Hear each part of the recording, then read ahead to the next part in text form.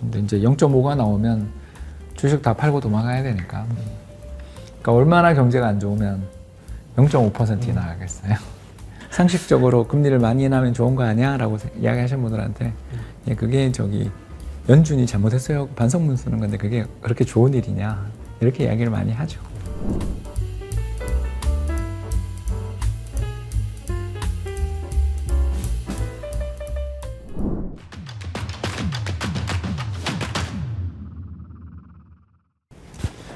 안녕하십니까. 권순장의 브릿지 권순장입니다. 오늘은 거침없이 말씀하시는 홍춘옥 박사님을 모시고 이것저것 요모조모 한번 여쭤보도록 하겠습니다. 잘 지내셨습니까? 예, 뭐 여러 일이 있었습니다만 덕분에 잘 지냈습니다. 네, 시장, 그러니까 주식 시장이 참 혼란스러운데 특히 우리나라 시장이 어쨌든 자산운용사를 운영하고 계시지 않습니까? 좀 어떻게 괜찮으십니까? 네. 7월에 기록했었던 역사적인 성과에는 좀 못 미치지만 조정은 받았지만 타격 없이 잘 굴리고 있습니다. 그래서 뭐 MDD라고 하죠.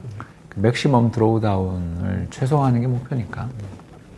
제가 홍 박사님 채널을 종종 보거든요. 물론 이제 홍 박사님도 여러 채널에 자주 나오시지만 거기에 보면 뭐 제일 좋은 건 외국 부동산이고 그다음에 미국 모기지, 그다음에 전쟁 뭐 날 수도 있고 그렇지만 어쨌든 뭐 금, 그리고 한국 굳이 뭐 한국 하자면 부채, 또 한 가지 한국 부동산. 주식 시장은 모르겠다. 요약하면 그렇습니다. 자세한 내용은 거기 가서 이제 보면 되는데 이렇게 생각하시는 이유나 근거에 대해서 좀 명확하고 좀 쉽게 설명을 좀 해주셨으면 좋겠습니다. 그러니까 7월 달부터 시장이 이제 이렇게 힘들어진 한 2달째 힘든데 7월 중순부터 힘들어진 가장 큰 이유는 트럼프 당선 가능성이 높아진 거죠. 뭐. 그 사람이 이제 귓볼에 그 총알을 맞은 다음에 바이든 사퇴하고 해리스가 치고 나가다가 다시 지금 거의 초접전. 이렇게 가는 과정에서 트럼프 지지율이 엄청 높았을 때는 시장이 막 조정을 많이 받다가 해리스 올라오니까 반등했다가 또 초접전으로 가면서 또 조정도 받고 이러는 거 보면 금융시장의 참가자들은 일단 트럼프를 좋아하기는 좀 어려운 그런 상황 같고요. 이번에 그 미국의 60미니트라는 아주 유명한 추적 보도 채널 거기서 미국의 전 국방부 장관, 그러니까 트럼프 시절 국방부 장관이 나와서 이야기를 하는데 멕시코에 있는 카르텔을 쳐부수기 위해서 지금 당장 미사일을 날려 버튼을 누르겠다고 트럼프가 국방부 장관한테 지시를 하는 과정이 나오잖아요.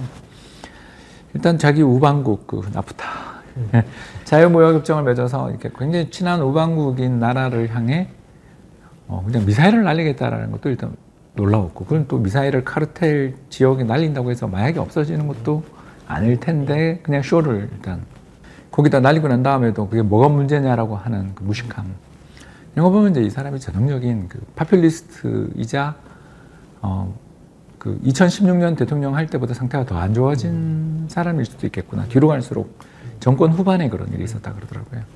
그래서 2019, 2020년에 있었던 일이라고 하는데, 그걸 말리기 위해서 국방부 장관이 동분서주하는 과정, 그리고 그런 일이 정말 있었는지를 이제 그 채널의 제작진이 다른 사람들한테 크로스로 이렇게 인정을 하는데, 이 사람의 개인 주장일 수 있으니까 그때 최소한 그 트럼프 행정부 당시 가장 고위직에 있었던 20명 중에 6명이 사실이다라는 답을 해줬다고. 그러니까 나머지는 모르겠다, 나는 모르는 일이다였다고 해요. 그러니까 이 정도의 좀 죄송합니다만 이렇게 또라이가 미국 대통령이 되게 가능성이 되게 높고 이 사람이 된 다음에 무슨 짓을 할지 모른다라는 거에 대해서 금융시장의 참가자들이 좋아할 수는 없는 거고, 그 리스크들이 시장에 지금 엄청나게 저는 반영돼 있다, 그렇게 보여집니다. 그러면 트럼프가 만에 하나 대통령이 된다고 했을 때 어떤 일이 벌어질 것인가에 대해서 우리가 예측할 수는 없지만 확률 높은 변수를 찾으면 일단 이 사람이 동아시아 지역이나 어느 지역에서 전쟁이나 전쟁 리스크들이 벌어지더라도 방관하거나 또는 우리가 기대하는 행동을 안 한다라면 결국은 안전자산인 금이 좋아 보이고, 이 사람이 또 부동산 중개인이고 자기가 성공한 디벨로퍼였다고 주장을 하죠. 그렇게 성공한 사람이 왜 파산을 그렇게 많이 하는지는 모르겠는데 아무튼 그런 사람이란 말이에요. 그러니까 아무래도 부동산 쪽은 좀 좋을 것 같고, 그리고 마지막 세 번째가 자기가 대통령 되고 난 다음 금리를 내려라라고 연준에게 지시를 하는 걸 보니까 예, 실제 있었던 일입니다, 여러분. 예, 그렇게 지시하는 거 보면 이 사람이 대통령 되면 아무래도 이제 부동산 경기 부양을 위해서 좀 노력할 것 같은 뭐 그런 징후들을 볼 수 있으니까 미국의 모기지 채권도 금리가 앞으로 내려갈 테니까 그러면 채권 금리 내려갈 때 채권 가격은 오르니까 나쁘지 않다. 그리고 한국에서는 굳이 투자하고 싶다면 미국 부동산 가격이 오를 때 우리도 오를 가능성이 있으니까 한국 부동산도 뭐 투자 대상으로서 나쁘진 않겠다 정도 이런 의견을 가지게 되는 거죠. 신문에서는 이렇게 나오더라고요. 트럼프가 되면 은행주가 좋고 기계, 그다음에 방산주가 좋고 해리스가 되면 우리나라 2차 전지주가 좋다. 뭐 이런 식으로 이제 그냥 간단하게 그렇게 했는데 그런 이야기에서는 동의하시는 부분이 있으신가요? 전혀 동의할 수 없어요. 이게 그냥 트럼프가 되는 건 시장에 다 안 좋죠. 그건 뭐 그리고 해리스가 되는 건 이제 손익을 따져볼 수 있는 거고 트럼프가 대통령이 된다라는 건 이제 불확실성 속에 살아가는 걸 뜻하는 거지. 그게 무슨 누가 어디가 좋고 그걸 어떻게 할 수 있습니까? 이 사람이 그 2018년 중국에 대해서 강력한 관세를 부과를 하면서 이제 중국에서 생산된 물건에 대해서 다 세금을 때리는데 네. 애플이 중국에서 정조랑 선전해서 대규모 공장을 세워서 어마어마한 물량들을 미국에 역수입하고 있었거든요. 그러니까 팀 쿡이 자기를 방문했다. 인터뷰에서 하는 이야기입니다. 진짜 이 사람 육성으로 듣는데 하나도 부끄러운 그런 게 없어요. 와서 팀 쿡이 나에게 와서 간절하게 부탁을 했다. 이대로 가면 애플이 망할 수 있다. 그래서 내가 친절하게 그에게 답을 알려주었다. 미국에 공장을 지어라. 그러면 내가 당신을 위해서 특혜를 베풀어주겠다. 그리고 그 다음 해 텍사스에서 준공된 공장에서 애플에서 나온 맥북 프로를 저 1호 제품을 자기에게 선물로 준 것을 사인해서 자기가 갖고 있다. 뭐 이런 이야기를 하는 거예요. 그러면 뭐 반중 반이민이 이 사람 정책의 가장 핵심이라며요.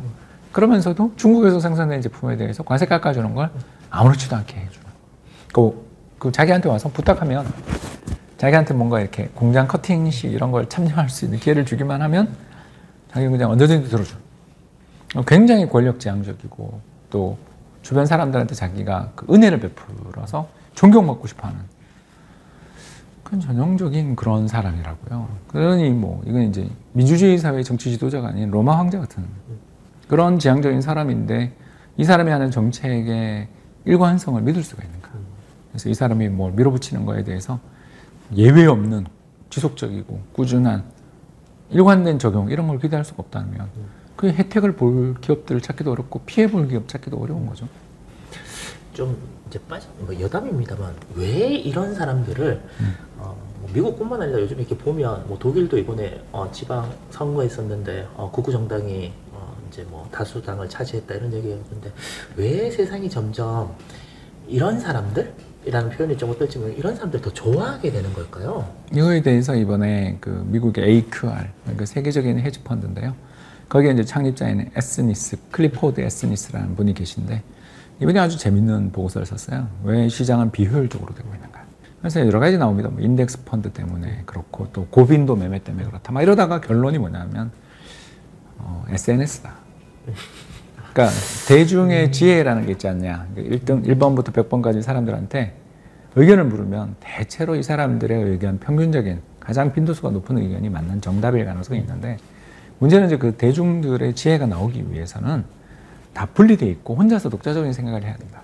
그런데 이제 잘못된 지식을 함양하고 그걸 선동하는 사람들이 리더가 되는 순간 또는 마이크를 쥐는 순간 사람들은 자기가 믿고 싶은 걸 믿기 때문에 순식간에 거기서 이제 변화가 나타난다.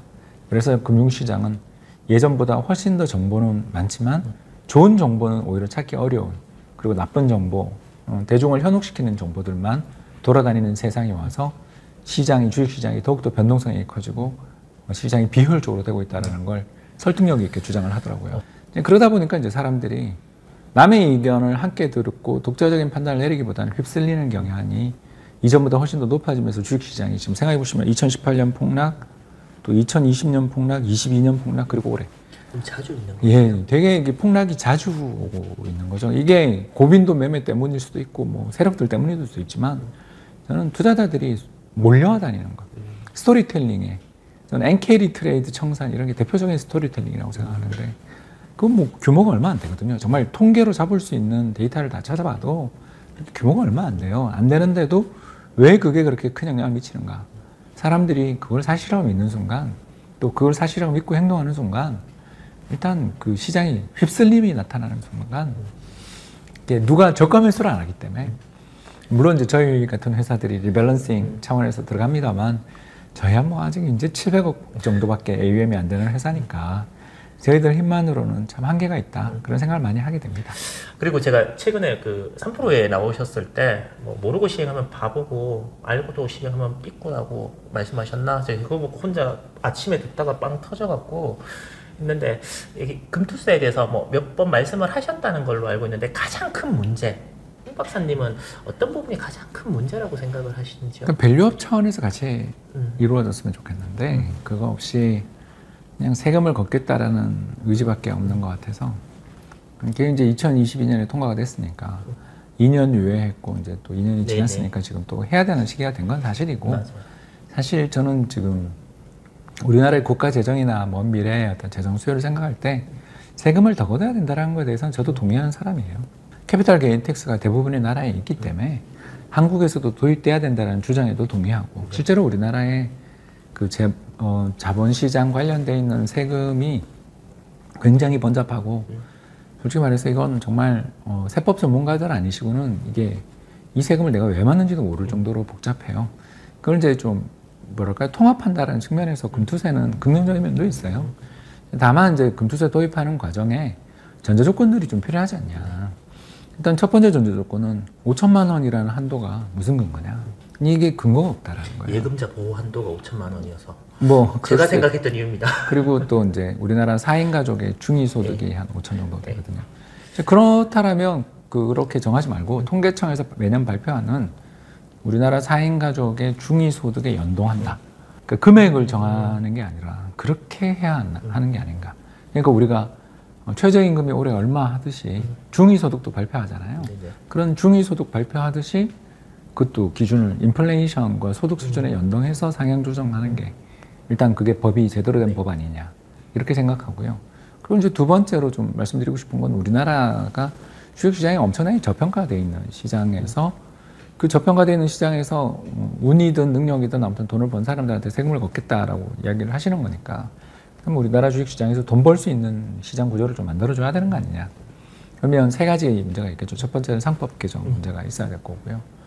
두 번째 문제로 생각하는 거는 저는 그 배당소득 환류세제를 다시 부활시킬 필요가 있지 않나. 2017년 배당소득 환류세제를 폐지하고 22년에 금투세를 도입했는데 이게 이제 저는 말이 되는가. 우리나라에서 배당을 안 주는 주주에 대한 보상이 낮은 이유 중에 하나는 오너 일가의 전횡도 문제가 있습니다만 오너 일가 입장에서 배당을 받고 싶어도 그 금융종합과세에 걸려서 그 2천만 원 이상의 배당금 또는 이자 소득을 받는 사람들한테 대해서 근로소득이랑 합산과세를 하니까 거의 한 50% 세금을 내게 돼요. 맞습니다. 예, 그러기 때문에 그런 걸로 인해서 배당을 받고 싶어서 이렇게 배당을 지급해도 자기한테 오는 배당이 없고 그리고 떨어지는 게 얼마 없다라는 걸 알고 있으니까 사람들이 빼돌리는 방식으로 뭐 물적 분할을 한다거나 뭐 이상한 가격 조건들이 뭐 고평가된 기업들은 자기 지분이 높고 저평가된 기업은 자기 지분이 낮은 기업들을 합병시키고 학교 내려가다가 거기 회사 있더라고요. 톨게이트 옆에 있죠. 네. 아무튼 그런 회사들이 너무 많다라는 거죠. 그런 문제들을 해소시키려면 일단 당근도 주고 채찍도 줘야 된다. 그래서 상법 개정도 해야 되고 더 나아가서 배당소득 환류세제도 개편하자. 그리고 마지막으로는 ISA 계좌에 대해서 어떤 태도 좀 규제를 완화해주고 특히 금융소득 종합과세를 우리가 많이 때리고 있는데 그러면 어떤 금융소득 종합과세로 인해서 늦은 것을 맞은 사람들에 대해서는 금투세에 대해서 공제를 해준다든가 뭔가 이런 그 세금을 많이 낸 사람들이 넌 더 많이 내도 돼 라는 식으로 그런 식으로만 이제 정책을 펼치는 게 제가 봐서는 좀 비합리적인 면이 있다. 그래서 이런 거에 대한 보완이 이루어진다면 사실 저는 뭐 이걸 피할 수 있겠는가. 우리나라에 돈이 없는, 정부에 돈이 없는데 어쩔 수 없는 부분이 저는 있다고 생각합니다. 그러면 돈이 없는다는 걸 인정하고 이제 국민연금 개혁안을 이제 정부에서 먼저 발표를 했잖아요. 국민연금이 계셨으니까 제가 이거를 한번 여쭤보고 싶었는데 그래 더 내고 좀 더 받고 더 늦게 받자. 더 늦게 받고 차등으로 이렇게 내게 하자. 그리고 노령연금을 지금보다 한 10만 원 정도 더 주는 걸로 그렇게 하면 어떻겠느냐라고 했는데 만약에 이렇게 된다 그러면 좋은 방향으로 바뀌는 게 맞습니까? 아니면 이렇게 하는 것도 그냥 근시안적인 대책일 수밖에 없는 겁니까? 저는 뭐 이게 낫다고 생각합니다. 예, 그 근본적 대책을 주장하는 사람들은 저는 대부분 현실성이 없는 사람들이라고 보는 게 왜냐하면 20년 전에 우리나라 출산율이 0.7명 될 거라고 예상한 사람이 누가 있었겠습니까? 그러니까 우리나라 국민연금 개혁 문제가 이렇게 급해진 것도 당장 조금만 지나면 이제 최근에 태어난 아이들이 20살이 됐을 때 연금을 납입하는 시기 그게 불과 이제 2045년, 44년인데 그때 애들이 확 줄어드는 것 때문에 그러니까 연금 납입자들의 숫자가 감소하는 데 따르는 연금의 고갈 문제들이 눈앞에 왔기 때문에 이렇게 된 거고 더 나아가서 우리나라 58년 개띠들이 국민연금 받으러 가기 전에 그러니까 2018년에 연금 개혁을 했어야 돼요. 그래서 그때 우리나라 정책 당국자들은 역사의 저는 죄인이라고 생각을 하는 거고 그래서 그로부터 벌써 6년이 지났어요. 그러니까 더 문제가 악화됐죠. 왜냐하면 58년 개띠들이 다 연금을 다 받아버리고 그러니까 연금을 다 받고 있는 사람들한테 당신들 연금료 토해내 깎아 이러면 절대 이게 용납 안 되거든요. 그러니까 받던 사람한테 뺏는 건 정말 힘들어요. 맞아요. 그러니까 이 사람들이 받기 전에 60세부터 연금을 받는 게 아니라 아유 미안해요 65세 또 연금도 59세까지 연금료 내는 게 아니라 한 62세 예를 들어서 네. 뭐 그런 조정을 그때 했어야 되는데 그놈은 이제 선거들의 눈이 멀어가지고 2018년에 개혁을 안 하니까 우리나라 최대 인구 집단이 연금을 다 수령하는 연령으로 들어가 버린 다음에 개혁을 하게 되니까 이제 문제가 심각해진 거죠. 왜냐하면 연금을 지금 수령하고 있는 세대들은 이미 그 연금을 받고 있는데 그 사람들한테 돈을 더 걷지를 못하면서 젊은 사람들한테만 돈을 더 걷으려고 드니까 불평등 문제가 이게 타당한 일이냐에 대한 사람들의 논란이 생기고 불만이 생길 수밖에 없는 그래서 쉽게 얘기해서 2018년 당시 우리나라 정부가 후세에게 죄송합니다만 엿을 먹인 거예요. 그렇기 때문에 2023년 작년부터 난리가 났잖아요. 이제 연금 개혁한다고 법안들 올라왔는데 그래도 뭐 1년 지나서 지금이라도 법안 개정해 보겠다고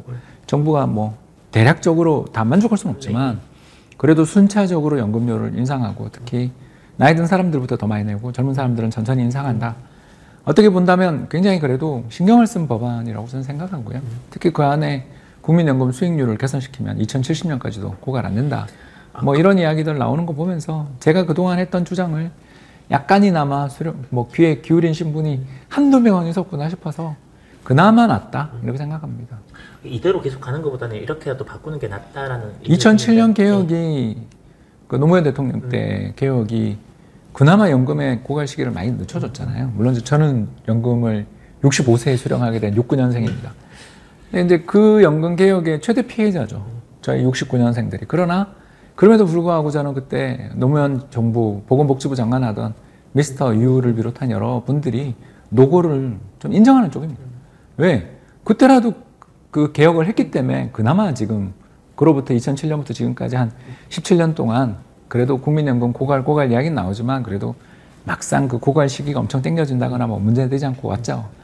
근데 이제 2018년에 개혁 안 한 건 정말 심각한 문제였고 그래도 늦었지만 7년 지금 6년 지났죠. 6년 지나서 이제 지금 개혁하려는 건 그래도 긍정적인 면이 있지 않냐. 그 국민연금 저 덩어리가 큰 국민연금을 1% 수익률을 인상한다. 별거 아닌 것 같은데. 복리라서. 그래서 복리니까. 그게 그러면 현실적으로 가능은 한 부분인가요? 예. 그러니까 이제 4%를 5% 만드는 게 뭐 난이도가 1이라면 5%를 6%로 만드는 게 난이도가 한 5 될 거고요. 6%를 7% 만드는 건 난이도가 한 20 정도 되겠죠. 그러니까 1% 올리는 게 점점 어렵죠. 그래서 대부분 전 세계 대부분의 연금들 수익률이 한 6% 정도 나옵니다. 근데 그걸 7% 달성하면 너무 좋지만 그 연금 그 기본 계획 보니까 뭐 5.5% 정도를 기본으로 보더라고요. 근데 그보다는 연금이 2000년부터 시작해서 지금까지 만 24년 동안 6.1% 정도 성과를 냈으니까 그보다 좀 더 잘 낼 수 있도록 제도를 잘 개편하고 또 투자의 방향을 바꾸면 좋지 않을까 생각합니다. 한국은행 이야기를 잠깐 해보려고 하는데 항상 그 우리나라가 미국보다 금리를 꼭 늦게 내려야 될 이유는 없는 것 같다라는 말씀을 많이 하셨는데 결국은 한국은행에서는 부동산 문제 때문에 금리를 못 내리는 걸로 많은 사람들이 뭐 신문에도 그렇고 그렇게 이제 이야기를 이제 하고 있습니다. 그럼에도 불구하고 지금 부동산 가격이 뭐 많이 오른다 그래서 말이 많은데 홍 박사님께서 금리를 한국은행이 그래도 금리를 내리는 방향으로 빨리 가는 게 맞다라고 생각하시는 이유는 어떤 건지 여쭤보고 뭐 싶습니다. 내수 경기가 망가지는 게 실시간 느껴지니까요. 예, 그 부동산 시장에 가격이 상승한다라고 이야기하는데 저는 일단 어떤 통계에 부동산 가격이 상승한다고 이야기하는지를 이해할 수 없다. 예, 왜냐하면 뭐 가장 오래된 통계가 이제 KB 부동산 통계 같은 경우를 보면 지난 한 달 동안 서울 아파트 가격이 0.8% 올랐어요. 네. 뭐 크게 오른 거죠. 자, 그런데 수도권 제외한 5대 광역도시 아파트 가격은 얼마 올랐을까요? 거기는 안 오른 걸로. 네, 마이너스 0.2%입니다. 0.2예요. 뭐 1년이면 2, 3% 이상 빠지는 거죠. 집값이 인플레이션이 2% 나는데 집값이 마이너스 2, 3%가 난다는 건 5% 이상 빠지는 거죠. 이게 뭘 의미하는지 금방 여러분 느끼시겠죠. 예, 그러니까 평균의 함정에 홍사람들이 엄청나게 매몰돼 있고 그리고 집은 서울의 아파트밖에 없는 것처럼 생각하는데 서울에 있는 중위주택 가격이 1년 전 6억 9,500이었는데 그 정도입니다. 올해 8월은 6억 9천이었습니다. 500만 원 빠졌습니다. 왜 그럴까요? 빌라가 폭락해서 그렇습니다. 서울의 빌라는 폭락해도 되고 아파트 가격이 오르는 건 절대 용납 안 돼. 이상한 소리 아니에요 지금? 그러니까 한국은행의 통화정책 목표의 그 정책 방향이 왜 서울 아파트 값이냐고요. 타겟이. 저는 정말 이해할 수 없다. 그냥 우리나라 소비자 물가가 2%까지 내려오고 2분기 성장률이 마이너스 기록했으면 금리 인하하면 되는 거지. 뭘 그렇게 부동산 핑계를 대고. 그러니까 부동산 타겟팅을 정부 정책에 올리라고요. 그러니까 우리나라는 소비자 물가, 인플레이션 타겟팅이고 인플레이션이 지금 뚝뚝뚝뚝 떨어지고 있는 중이고 전 세계 글로벌 원자재 가격이 최근에 엄청나게 폭락 중이거든요. 생각하면 더군다나 환율도 안정돼 있어요. 이 모든 면이 우리나라 물가의 하락 가능성을 높이고 있는데 여기에 부동산에 대해서 우리가 걱정을 하고 이게 버블이기 때문에 난 잡아야 되겠다. 그러면 뭐 예를 들어서 원베일리를 타겟하시던가 원베일리 평당 아파트 가격을 1억 원에 타겟팅하겠다고 하시던가 그렇게 해서 정책을 하고 나머지는 다 나라가 망하든 어떻게 되든 포기하면 되는데 그런 정책이 정말 이게 올바른 정책인가.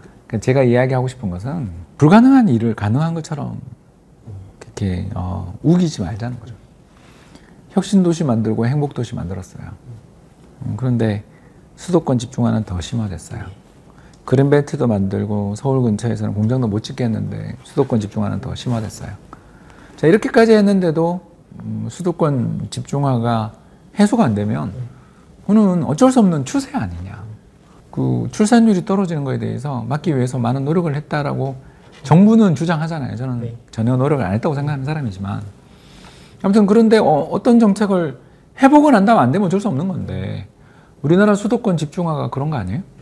우리 경제가 정보통신 산업 위주로 그리고 젊은 MZ 세대들이 수도권 좋아하고 대도시 좋아하는 걸 그럼 어떡하라고요 그러면? 지방에 거점 도시를 만들고 지방에서도 문화와 예술 혜택들을 누릴 수 있게 하고 거기도 거대한 일자리 클러스터를 만들면 되는데 전국 각각 곳곳에 다 교통 안 좋은 외진 곳에 다 혁신도시 다 만들어 놓고 그리고 그 각 지역들마다 십수조짜리 그 거대한 공공 프로젝트들 가져가 가지고 돈 뿌려서 그 다음에 그 지역을 부흥하는데 다 실패해 놓고 이것 때문에 서울 집값을 잡아야 된다라는 논리는 저는 무슨 한풀이 같다라는 거죠. 이게 무당 같아요. 이걸 잡지 않으면 큰일 나요, 큰일 나요, 큰일 나요 하면서 될 때까지 기우제 지내는 것도 아니고 그렇게 계속 주장을 하는 분들이 계시는데 저는 동의할 수 없다. 반대로 만약에 금리도 내리고 해서 서울의 집값이 계속해서 천정이 없이 올라가면 그거는 괜찮은 겁니까? 모르겠습니다. 저는 주식 가격이 그렇게 천정부지 얼마 전에 하이닉스 가격이 20만 원, 30만 원 가는 거를 내버려 두는 거에 대해서 정부가 논의하는 거랑 저는 비슷하다는 생각을 하게 되는 게 왜냐하면 서울의 중위 주택 가격은 떨어지는 중인데 서울의 아파트 값이 올랐다고 지금 우리가 이야기를 하는 거잖아요. 어떤 개별 종목 가격이 작년에 에코프로가 그렇게 오르고 올해 봄에 SK 하이닉스가 그렇게 올라가고 모 바이오 주식이 그렇게 올라가는 건 그럼 정부가 해결해야 될 문제인가요? 저는 그 세계에 우리나라에서 0.001%만 관심을 가질 수 있는 그런 집들에 대해서 정부가 그 가격을 타겟팅하고 거기에 관심을 기울이는 게 어떤 우리 경제 전체의 건전성의 관리에 도움이 되는지를 묻는 거죠. 그럼 그들의 세계인데, 그렇지 않습니까? 우리나라 0.01% 정도 되시는 분들이, 적어도 저는 근처도 갈 수 없거든요. 제가 그래도 꽤 돈이 되는 사람인데도 근처도 못 간다고요. 그러면 대출도 안 되는 그걸 가지고서 거기서 그 가격에 그걸 사겠다라고 지르는 사람들은 자기가 거기 살고 있다라는 걸 남한테 보여줘야 되는 지위제로서, 또는 어떤 남들에게 내가 부자라는 걸 보여주기 위한 목적으로 사는 사람, 또는 자산이 수백억 되니까 그중에 뭐 일부 이런 사람들의 세계인 거고, 거기에 가격이 움직이는 거에 대해서 우리가 왜 그렇게 관심을 가져야 되는가? 그게 우리나라 한국 사람들을 불행하게 만드는 일 아닌가? 왜 우리는 우리 내면에 있는 우리 가족의 일, 나와 중요한 지인들의 일들에 신경을 그렇게 쓰는 대신 인터넷 세계에서 남들이 나에게 보여주기 위해서 하는 행동들에 대해서 그렇게 예민하게 반응하는가? 남이 그렇게 부자가 되고 또는 유명인이 그렇게 망신을 당하는 걸 왜 그렇게 관심을 가지는가? 그냥 그 사람들도 그렇게 사는 거고 나도 그렇게 사는 거지. 그 사람이 그렇게 사는 거에 대해서 내가 왜 관심을 가져야 되고, 그 질문이 꼭 답을 해야 되는 질문이 되는지 잘 모르겠다라는 거죠. 정권이 바뀌어도 뭐 야든 여든 이렇게 부동산 문제는 맨날 헛발질을 하는 것 같아요. 왜 정권이 바뀌어도 이 부동산 정책은 이렇게 오락가락 갈팡질팡, 이렇게 예를 들면 한 결로 이렇게 가지 못하는 걸까요? 다들 지키지 못할 약속을 선거 때 너무 많이 했죠. 일단은 되고 보자. 그렇죠. 뭐 그러면서 자기가 대통령 되면, 자기가 이제 다수당이 되면 내가 부동산 가격 안정시켜주겠다, 뭐 반값의 아파트 입주시켜주겠다, 그렇게 약속을 하고 시작하니까 지킬 수 없는 약속들을 다들 하니까 그게 이제 파퓰리즘이죠. 근데 제가 이제 이해가 안 되는 것들은, 우리나라 반도체는 구리 가격과 연동되는 거다라고 하는데, 우리나라 가격은 HBM을 납품을 하느냐, 엔비디아에서 그걸 퀄 테스트를 통과하느냐로 움직이는 건데, 그거 해서 그 다음에 전공정은 기계 놓고 후공정은 패키징하고, 그래서 쭉 다 올라가는 건데 뭐 또 구리지? 라는 생각을 했거든요. 아마 저뿐만 아니라 많은 분들이 거기에 대해서 뭐 저렇게 세상이 단순해? 예를 들면 이렇게 생각을 하시거나, 저렇게 말도 안 되는 이라고 생각을 하시는 분들이 분명히 계실 것 같아서, 요건 어떤 상관관계가 있기 때문에 이렇게 말씀을 하셨는 건지가 좀 많이 궁금했습니다. 예, 뭐 전기차부터 가전제품, 고속철도까지 최근에 이제 정보통신혁명 또는 모바일 혁명의 세례를 받은 모든 제품들은 다 구리 덩어리니까 구리가 안 들어갈 수가 없죠. 전도체로서 당연히 은이 더 좋지만 은은 비싸니까 좀 흔한 금속인 구리를 다들 많이 쓰게 되는데, 그래서 구리값이 오른다라는 건 아무래도 이제 뭐 전기차든 가전제품이든 이런 거에 대한 전방 수요가 늘어날 거라는 기대로 누군가가 매집하기 때문에 오르는 거고, 반대로 이제 최근 지난 6월 달부터 대폭락했는데, 6월부터의 대폭락 같은 경우는 이제 너무 크게 많이 올라서 이 가격에서는 신규 투자가 어려울 거야, 또 이 가격에서는 새로운 수요가 나오기 힘들어 라고 생각하는 누군가가 또 매도를 했기 때문에 빠진 거잖아요. 그래서 이 구리값에 담겨 있는 가격의 이제 변화라는 건 뭐라고 표현할까요? 좀 금융시장에 존재하는 사람들의 탐욕을, 또는 시장의 어떤 수요의 변화를 좀 짚어내보는 하나의 여러 가지 창 중에 하나, 세상을 바라보는 창이 여러 가지 창이 있는 것처럼 그 창에 대해서 우리나라는 지금 실업률이라는 창만 다 보고 있는데, 미국의 실업률만 보고 있는데, 저는 구리라는 창을 통해서 보면 6월 달부터 일단 모멘텀은 꺾였고, 그래서 6월 달부터 이제 경기의 모멘텀은 꺾여서, 그때부터 제가 제 유튜브 채널이나 블로그를 보신 분들 알겠지만 제가 한국 국채 사자고 미국의 모기지 채권이나 리츠 사라고 말하기 시작한 게 그때부터 말을 하기 시작하거든요. 왜냐하면 팔라는 이야기는 이건 전 정말 너무 리스크가 크니까 못하겠고, 사자는 이야기 쉽잖아요. 그래서 이제 좀 많이 수익도 나고, 특히 AI 반도체 쪽에서 수익이 많이 났으니까 작년 이맘때 2차 전지 때랑 똑같은 이야기를 하는 거예요. 그때도 엄청난 가격의 상승이 나타날 때 전체 자산에서의 비중이, 그 자산의 비중이 늘었으면 그걸 조금 차익 실현해서, 지금 최근에 금리가 엄청 오르고 있으니까 차라리 지금 채권 좀 사두면 좋을 것 같다, 이런 식으로 이제 대응을 이야기하는 거지, 미래를 정확하게 예측하는데 뭐 그런 이것만 보면 된다라는 지표는 없죠. 그러나 구리가 이런 반도체를 비롯한 가전 또는 전기차, 고속철도 같은 이런 중요한 핵심 산업의 상황을 파악하는데 상당히 도움이 되는 어떤 그 지표다. 이런 정도로 이야기하고 싶습니다. 뭐 신도 모른다는 거지만 엔화가 앞으로 어느 정도 선에서 뭐 이렇게 움직일지 뭐 이런 것들을 한번 여쭤보고 싶고 또 덧붙여서 중국은 금리를 어찌됐든 미국이 내려주니까 우리도 이제 내릴 수 있다라고 하면 어떻게 보면 일본보다 중국이 지금 시점에서는 조금 더 좋은 거 아닌가? 진짜 경제를 1도 잘 모르는 저는 혼자 이런 생각을 한번 해봤었거든요. 홍 박사님은 여기에 대해서 어떤 생각을 갖고 계시는지가 좀 궁금합니다. 네, 그 뭐 일본에 대해서는 좀 실망을 많이 했고요.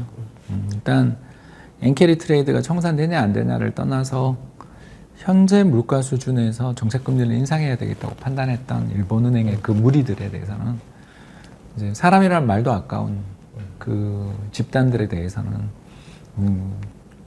굉장히 실망했고 12년 동안에 이제 구로다 총재가 임기 중에 있어서 그 구로다 총재의 임기 중에 아베노믹스 하는 거에 대해서 그 일본은행 내의 그 파벌은 절치부심해서 이걸 반격을 하고 싶었고 아베노믹스는 자산시장의 버블을 가져오는 나쁜 정책이니까 자산 가격을 다시 정상화해야 해 라는 그런 어떤 뭐랄까요 이제 약간 자기를 순교자 쪽으로 보는 그러니까 세상의 진실을 위해 맞서 싸우는 종교인 같은 자세를 가지신 분들이 이제 이 금리 인상을 원했던 것 같고요.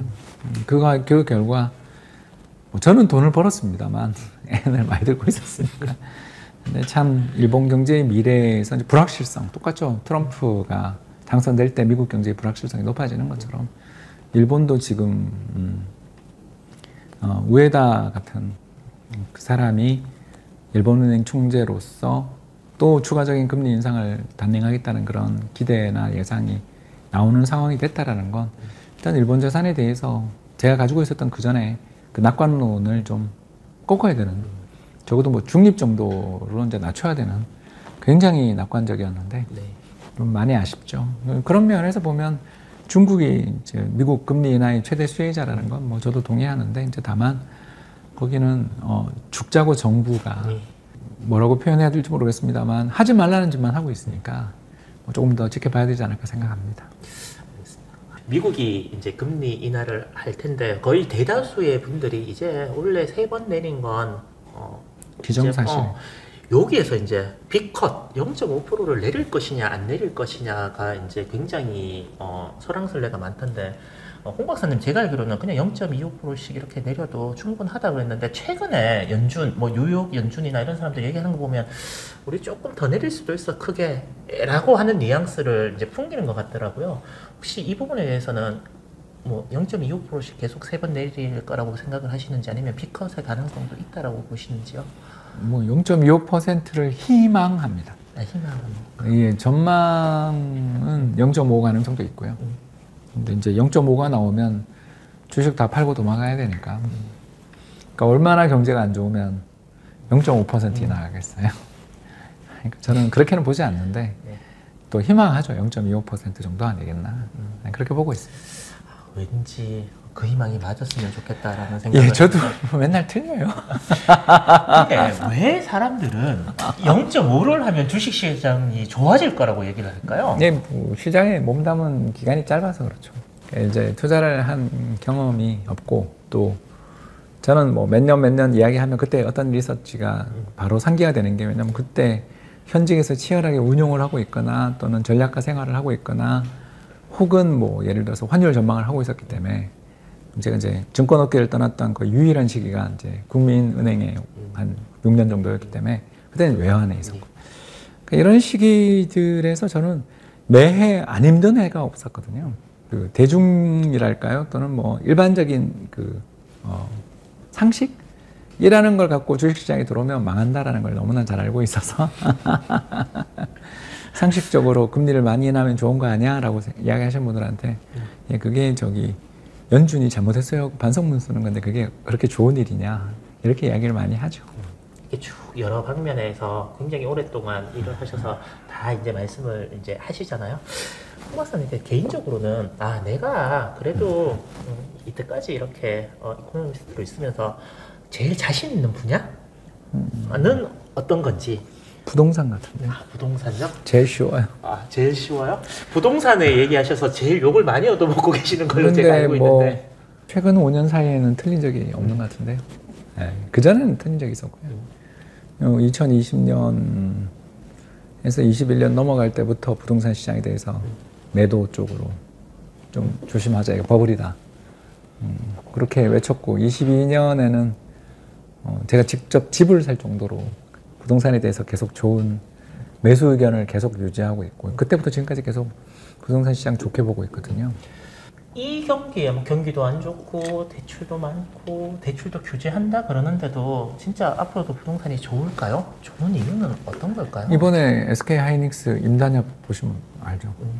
SK 하이닉스가 임단협 했는데 350만 원 주석해 준다 그러는 거. 네, 그리고 뭐 직원 1인당 1년 의료비 1억까지 주고, 자녀 출생 시에 뭐 몇백 몇천씩 주고, 뭐 여러분 곳간에 인심 난다. 기업들이 살만해요. 근데 그 수원 쌀집, 기흥 쌀집, 그 쌀집에서는 인심이 안 나고 지금 곡간에서 곡소리가 나갖고. 작년 상반기 인센티브 엄청나게 많이 줬습니다. 예, 저기 저는 거기랑 친합니다. 그러니까 기업들, 수출하는 기업들이 좋기 때문에 환이 일단 너무 좋았고 지금도 좋고 1,340원? 뭐 그 정도인데 이 환율에 이익 못 내면 사실 그 회사 망해야죠. 얼마 전에 우리 1,080원이었는데 환율 이렇게 올라와 있는데도 여기서도 지금 글로벌 경기도 안 나쁜데 여기서 장사를 못한다. 죄송하지만 경쟁력이 없는 기업이다. 그런 기업은 우리가 투자할 대상이 아니죠. 관심을 꺼야죠. 어쩌면 굉장히 명쾌하고 또 한편 생각해보면 당연한데 또 반대쪽에 이게 있으신 분들은 또 다른 생각을 하실 텐데 그럼 각자의 판단에 맡기고요. 그리고 그 판단에 따른 결과도 본인이 지는 건지 누구 때문에 뭐 어쩌다 뭐 이렇게 얘기할 거는 전혀 없는 것 같아요. 저 덕분에 돈 벌면 저한테 돈 주실 거예요? 그냥 저한테 주신 분 한 명 못 봤는데요. 근데 곧 추석이고 또 고향을 방문을 이제 할 그런 시기가 됐는데 개인적이지만 얼마 전에 이제 어머님께서 세상을 이제 떠나셨는데 굉장히 오래 투병 생활도 하시고 하셨다는 걸로 이제 알고는 있지만 또 이렇게 막상 큰 일을 당하셔 보시니 어떤 마음이신지, 그리고 이제 진짜 저도 이제 고향을 가야 되거든요. 아직 부모님께서 이제 70이 넘으셨는데도 이제 사과를 따고 계시는데 이런 마음으로 가서 부모님한테 이렇게 해줬으면 좋겠다. 뭐 경제 유튜브 채널이지만 이런 마음이 드니까 뭐 어떻더라라고 한 말씀 해주시면서 마무리 지으면 어떨까 싶어서 마지막 질문으로 건강하신 어머님하고 추석을 보낼 날이 몇 번 안 남았다라는 것만 알면 가서 싸울 일 안 만들 것 같아요. 죄송합니다. 저도 나쁜 아들이어가지고요. 내려가신 길이 차 막히고 그렇겠지만 방금 하신 말, 내가 우리 어머니랑 우리 아버지랑 같이 밥 먹고 소주 한 잔 기울일 수 있는 날이 횟수가 몇 번 남았을까라는 마음으로 가면 그렇게 힘들고 고단한 길은 아니지 않을까 싶습니다. 긴 시간 좋은 말씀 해주셔서 감사합니다. 또 뵙겠습니다. 감사합니다. 고맙습니다.